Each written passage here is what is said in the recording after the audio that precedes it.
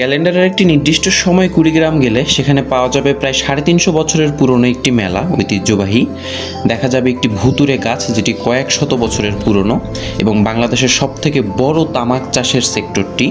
এর পাশাপাশি কয়েক হাজার বছরের পুরনো একটি মসজিদ এবং ইন্ডিয়ার সীমান্ত তো আছেই। কুড়িগ্রামে সরাসরি বাস পাওয়া যায় না, তাই আমরা লালমনিরহাটের বাসে উঠে গেলাম এবং খুব সকাল সকাল পৌঁছে গেলাম লালমনিরহাট বাজারে তখনও মানুষজনের ঘুম ভাঙেনি, তবে আমাদের বাসটি আমাদের নামিয়ে দিয়ে তার জার্নি শুরু করে দিয়েছে এবং আমরা একটি ব্যাটারি চালিত অটোরিকশায় করে আমাদের প্রথম স্পট বা প্রথম গন্তব্য সেই পুরনো মসজিদটির উদ্দেশ্যে যাচ্ছি। পথের দুধারে সবগুলোই সেই তামাক গাছ এবং এখানের প্রত্যেকটা বাড়ির মানুষ এই তামাক চাষের সাথে যুক্ত কোনো না কোনোভাবে। প্রত্যেক বাসার সামনে এগুলো শুকোতে দেয়া আছে বা কেউ প্রসেস করছে এবং প্রচণ্ড শীত তো আছেই। 1176 হিজরি সনে সুবেদার মনসুর খাঁ এই মসজিদটি প্রতিষ্ঠা করেন। এই মসজিদটির নাম নিদারিয়া মসজিদ। এখানে সামনে যেই সাইনবোর্ড আছে এগুলো সবই উর্দুতে লেখা, তাই এই তথ্যগুলো সাধারণত এখানে পাওয়া যায় না বা লোকাল যে মানুষজন তারাও হয়তো এই নামে চেনে না। আমরা কয়েকজনের সাথে কথা বলেছিলাম, তারা সাধারণত তাদের লোকাল কোনো একটা নামে ডাকে, তবে আমাদের বইপত্রে বা গুগলে এটাকে নিদারিয়া মসজিদ হিসেবেই আমরা পাই এবং এটার প্রতিষ্ঠাতা ছিলেন মনসুর খাঁ। এটা প্রায় 230 বছর পুরনো এখন বর্তমানে এবং এটার ব্যাপারে খুব মজার একটা গল্প প্রচলিত আছে এখানে। সেটা হলো যে এইটার যে প্রতিষ্ঠাতা তার দাড়ি ছিল না, তো তিনি স্রষ্টার কাছে প্রার্থনা করেন যে তিনি যদি তার দাড়ি পান সেক্ষেত্রে তিনি একটা মসজিদ প্রতিষ্ঠা করবেন এবং পরবর্তীতে তিনি এই মসজিদটি প্রতিষ্ঠা করেন। মজার ব্যাপার হলো এই মসজিদের প্রাঙ্গণেও প্রচুর তামাক শুকানো, তো বোঝাই যাচ্ছে এই অঞ্চলের সাথে তামাক কতটা ওতপ্রোতভাবে যুক্ত। মসজিদটি তেমন বড় না হলেও এর চারপাশে বিশাল এরিয়া জুড়ে আমবাগান রয়েছে, একটি কমপ্লেক্সের মতো অনেকটা। মসজিদের কিছুটা সামনেই একটা প্রাচীন শিব মন্দির আছে। এখান থেকে সেই শিব মন্দিরটি দেখে সেখান থেকে আমরা চলে যাব দাসিয়াছড়া ছিটমহলে। এটি ধরলা সেতু এবং এই সেতু থেকে নদীর দিকে তাকালেই বোঝা যাবে উত্তরাঞ্চলে পানির কি সমস্যা। পুরো নদীটি পায়ে হেঁটে পার হওয়ার মতো। বর্তমানে আমরা আছি দাসিয়াছড়া ছিটমহলে। এটি ছিটমহল যখন ছিল তখন বাংলাদেশের সবথেকে বড় ছিটমহল ছিল। বর্তমানে এটি বাংলাদেশেরই অংশ ছিটমহল বিনিময়ের পর থেকে। এবং ছিটমহল দেখা শেষ করে আমরা বর্তমানে যাচ্ছি এক রহস্যময় গাছ দেখতে, একটি তুলা গাছ সাধারণত, তবে প্রায় 1000 খানেক বছর পুরনো এবং অনেক অদ্ভুত সব গল্প রটে আছে এই গাছকে কেন্দ্র করে। ক্যামেরায় হয়তো বোঝা যাচ্ছে না গাছটি কত বড়, বাট সরাসরি দেখলে একটা ধারণা পাওয়া যায় এবং স্থানীয় মানুষরা যথেষ্ট ভক্তি শ্রদ্ধার দৃষ্টিতে এই গাছটি দেখেন।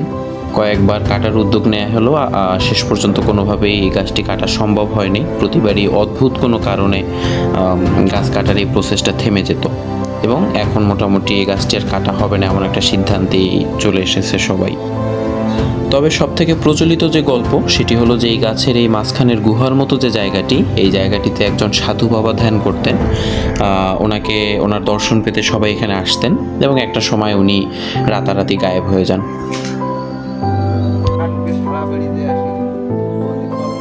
মানে এখানে সাধু থাকতো একজন। আচ্ছা,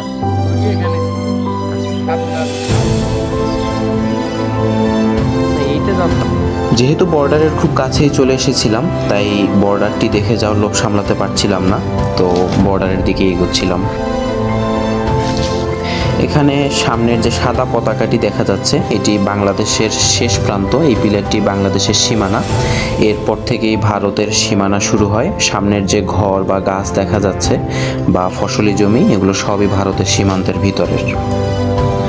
তবে ভারতের সীমান্ত শুরু হয় একটু পর থেকে, সামনে কাঁটাতারের বেড়া দেখা যাচ্ছে সেখান থেকে, আর মাঝখানের এই ঘর বা মাঝখানের এই জায়গাটুকু এটি শূন্যরেখা হিসেবে পরিচিত, নো ম্যানস ল্যান্ড আর কি। এই যে নো ম্যানস ল্যান্ডে দাঁড়ানোর পরে সামনে বাংলাদেশের সীমানা দেখা যাচ্ছে।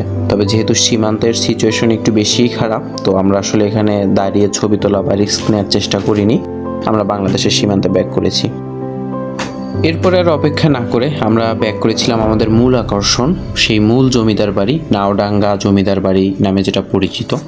এখানেই মূল উৎসবটা হয়, যেটা একটা বিশাল মেলা হয় সাধারণত। মেলাটা কয়েকটা ধাপে বিন্যস্ত থাকে। সামনে যেই ভাঙা যে ইটের অংশটা দেখা যাচ্ছে, এটি ছিল সেই প্রমোদারঞ্জন জমিদারের বাড়ি বা জমিদার বাড়ি। এই জমিদারিটার নাম ছিল নাওডাঙ্গা। বর্তমানে আসলে জমিদার বা জমিদারি কিছুই বাকি নেই, জাস্ট জমিদারের বাড়ির যে ধ্বংসাবশেষ সেটিই আছে। এবং জমিদার যেই কালচার শুরু করে গিয়েছিলেন সেই কালচার এখনও চলেই যাচ্ছে। বর্তমানে প্রায় 350 বছর পার হয়ে যাচ্ছে। আগে তো দুই বাংলায় মিলে এই উৎসবটি হতো, তবে বর্তমানে শুধু এপার বাংলায় উৎসবটি করে থাকে, যেহেতু বর্ডার ক্রস করাটা এখন খুবই টাফ এবং খুবই অনেক হ্যাসেলের কাজ আর কি। তাই সাধারণত ওই বাংলার মানুষ আর সেভাবে অংশ নেয় না। ভিতরের এই অংশটি আসলে রাজবাড়ির বিভিন্ন ঘর বাড়ি এগুলো ছিল, তাদের মন্দিরগুলো ছিল ডান অংশে। সেই মন্দিরেরও তেমন কোনো অবশিষ্ট এখন নেই। এখানে ছোট্ট একটি অংশ শুধু দেখা যায়, এটিকে রিপেয়ার করে করে চালানো হচ্ছে। তবে ভক্তদের কথা বিবেচনা করে পাশে একটি আধুনিক মন্দির প্রতিষ্ঠা করা হয়েছে, যেখানে পূজা অর্চনা বা এই কাজগুলো হয়ে থাকে। মূলত যে দোল উৎসবটা হয় বা যে পূজাটা হয় দোল উৎসব উপলক্ষে, এই পুরো ফুলবাড়িতে যেটা হয়, এখানের সব বাড়িতেই এই উৎসবের উপলক্ষে পুজোটা হয়। তবে পূজার পরে এখানকার যে প্রতিমা থাকে, প্রতিমাকে বহন করে নিয়ে যাওয়া হয় রাজবাড়িতে রাজাকে দেখানোর জন্য। আগের কালে যেটা হতো যে রাজা তিনি তার বারান্দায় দাঁড়িয়ে থাকতেন, নিচে প্রজারা এসে তাদের প্রতিমা নিয়ে ঘুরতো এবং রাজা সেটি দেখতেন বা জমিদার সাহেব সেটি দেখতেন। তবে বর্তমানে জমিদার সাহেব নেই, তবে সব প্রসেস সেই একই রকমভাবেই হচ্ছে, আগের মতোই হয়ে যাচ্ছে। এটি জমিদার বাড়ির পুজোর সামনের যে মেলা, সেই মেলা উপলক্ষে মিষ্টান্নের বিশাল আয়োজন। এখানে এমন কোনো মিষ্টান্ন নেই যেটি সাধারণত এখানে পাওয়া যায় না, বিশাল আয়োজন চলতে থাকে। মানুষ তার পরিবার পরিজন নিয়ে এখানে আসেন, তারা এই মিষ্টি বা মিষ্টান্নগুলো উপভোগ করেন। পাশাপাশি তারা তাদের প্রতিবেশী বা আত্মীয় স্বজনের জন্য এগুলো সাধারণত নিয়ে যান, তো যার কারণে এই বিশাল আয়োজন।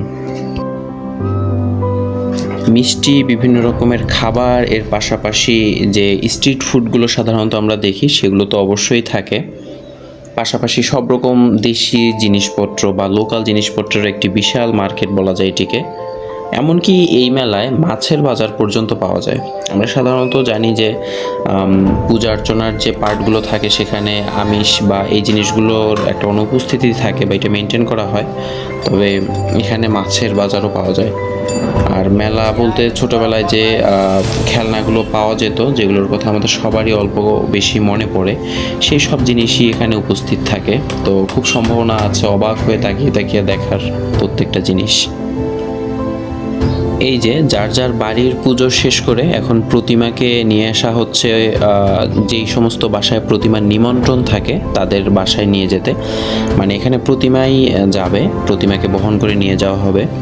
সামনে যে লাল নিশান নিয়ে যাচ্ছে এরা মূলত পথ দেখাচ্ছেন এবং পিছনে প্রতিমার যে বাহকরা থাকেন তারা প্রতিমাকে বহন করে তার নিমন্ত্রণ যে বাসায় সেই বাসাগুলোতে ঘুরতে নিয়ে যাবেন। এবং এই প্রসেস শেষ করার পরেই যখন সব বাসার নিমন্ত্রণ নেওয়া শেষ হয়ে যাবে তখন রাজবাড়িতে আবার প্রতিমা ব্যাক করবে। রাজবাড়ির সামনের যেই মাঠ, সেই মাঠে সব প্রতিমা নিয়ে প্রতিমা বাহকরা জড়ো হবেন।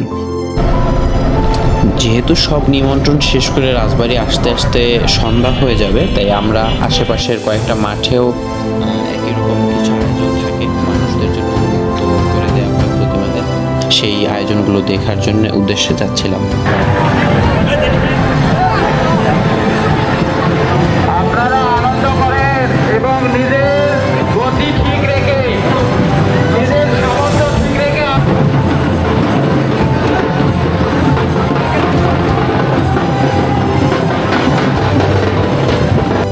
প্রচণ্ড ভিড়ের কারণে চারপাশের মানুষ বা যারা আয়োজক ছিলেন তারা হিমশিম খাচ্ছিলেন একরকম। আসলে এখানে প্রতিমাদের ঘুরিয়ে নিয়ে যাওয়া হচ্ছিল, মাঠের চারপাশে দর্শনার্থীরা ছিল, তারা সবাই যেন দেখতে পায় এই জন্যে প্রতিমাদেরকে নিয়ে বাহকরা ঘুরছিলেন মাঠের চারপাশে এবং দর্শনার্থীরা ছিলেন মাঠের চারপাশে। সব রকম চিন্তা ভাবনা, বয়স সব কিছু নির্বিশেষে মানুষের এক বিশাল মিলন মেলা বলা যায় এটাকে।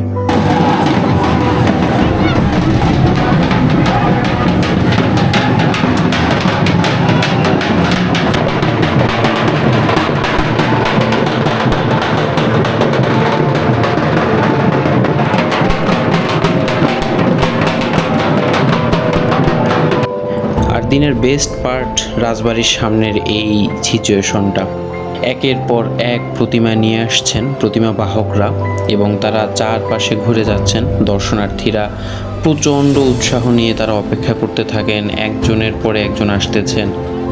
আসলে জমিদারের প্রতি তখনকার প্রজাদের যেই ভক্তি ছিল, বা এই নাওডাঙ্গা জমিদারের এই জমিদারের প্রতি যে ভক্তি ছিল, সেই ভক্তির একটা উজ্জ্বল নিদর্শন মনে হয় এটাকে। কারণ এখন হয়তো দেয়ালের উপরে ওখানে কোনো রাজা নেই বা কোনো রাজ পরিবারও নেই, তারপরেও এখানে সেই আগের রিচুয়াল, সেই আগের রীতি ঠিকই আছে।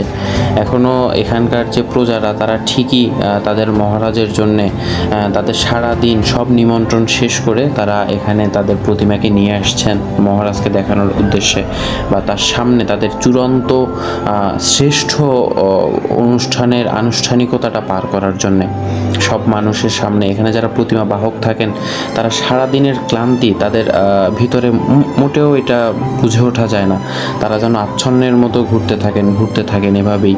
এবং এখানে যারা ঢাকি থাকেন বা অন্যান্য বাদ্যযন্ত্রের পিছনে যারা থাকেন তাদের প্রসেসও বা তাদের যেই পারফরমেন্স সেটিও আকাশ ছোঁয়া। আমরা প্রত্যেকে যারা আমরা প্রথমবার দেখি তারা তো বটেই, এবং পাশাপাশি সবাই মন্ত্রমুগ্ধের মতো শুধু তাকিয়েই থাকি।